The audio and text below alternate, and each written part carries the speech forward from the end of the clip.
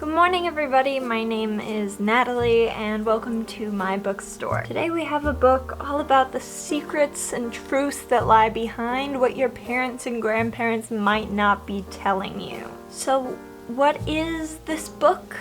This book is Burn Our Bodies Down by Rory Powers, the second Rory Powers book that I have discussed. So as always, we'll start with the description, then lead into the review. I'm not gonna put a spoiler warning in today's video because the description doesn't tell you a whole lot about the book.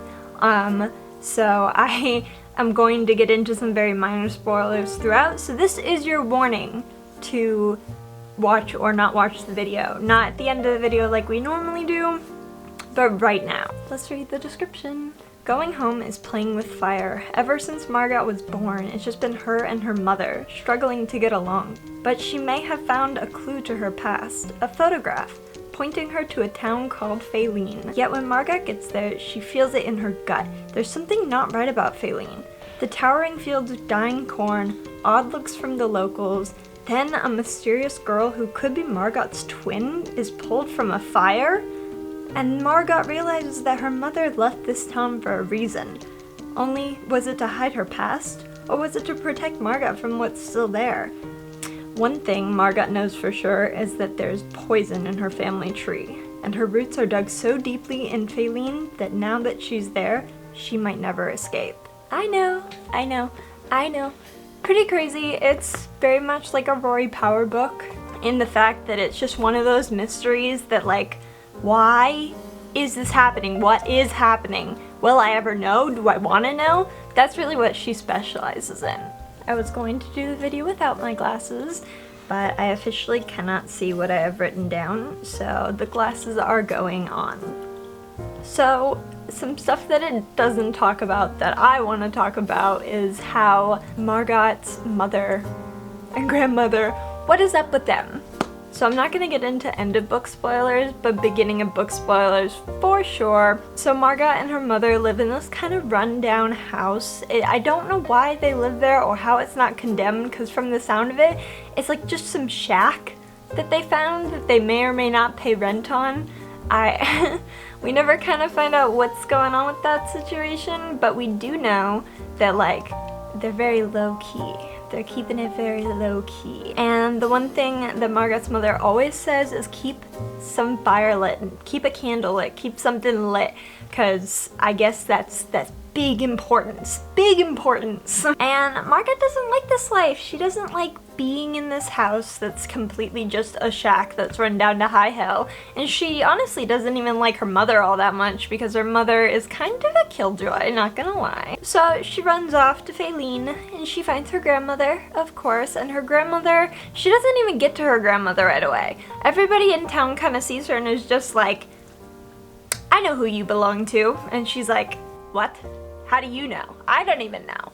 And everybody points her to her grandmother's house, and when they get there, fire, mysterious girl. Who is this mysterious girl? Why is she in a cornfield set ablaze? Who knows? Ablaze? What?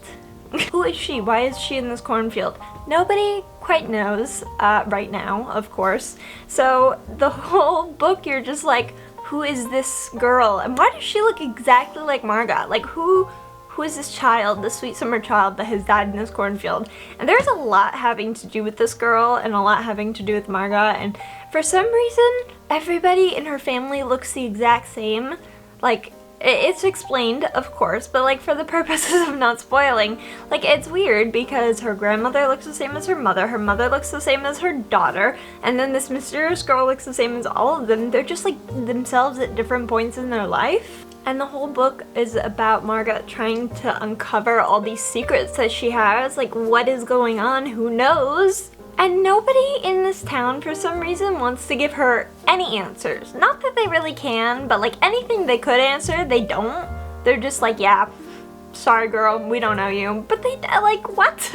And the feelings of abandonment that are so prevalent throughout the whole book are just insane because I feel so bad for our main character. She just wants a loving home with like a loving parental figure and friends and this life that she wishes she could have. But, you know, she just can't find it. She tries so hard to just solve these mysteries, to think that everything is okay, and yet it never is okay, is it? And I think that's something that this author did with Wilder Girls, which is the first book I read of hers. It's just like, do they really get a happy ending? Is there a happy ending ever for these people who you grow attached to? But honestly, I really love the way it was written. It had me very intrigued. I think I finished the book in about 2 days, reading for 5 or 6 hours each day. It wasn't a very long book. I think the audiobook is only like 9 hours, so that's interesting. But yeah, I think it's a really good book and I'd recommend it pretty well. If I did a rating system, would you guys be interested in that? To rate this book, I think I'm probably gonna get a 6.5 out of 10. I really like it. I really do like it. But like, I think since it's the first, we've got to temper expectations, and I do think there were a few things about this book that I was just like not enthusiastic about, but I did enjoy it. So it does get above average. I don't know, maybe I'll re-rate it in the future, or like I'll re-rate it at the end of the year, but for now, solid 6.5. I think it's really good and I'd recommend it. So yeah. If you want to hear more about Rory Powers, I did a small author biography thing in my last video I did about her, which was Wilder Girls, which is in the top link of the description. So if you are more interested in hearing about her or another book she's written, go check that out. But yeah, if you enjoyed this video, make sure to subscribe. It helps out quite a bit, and I will see you guys next week for another video. Goodbye, guys!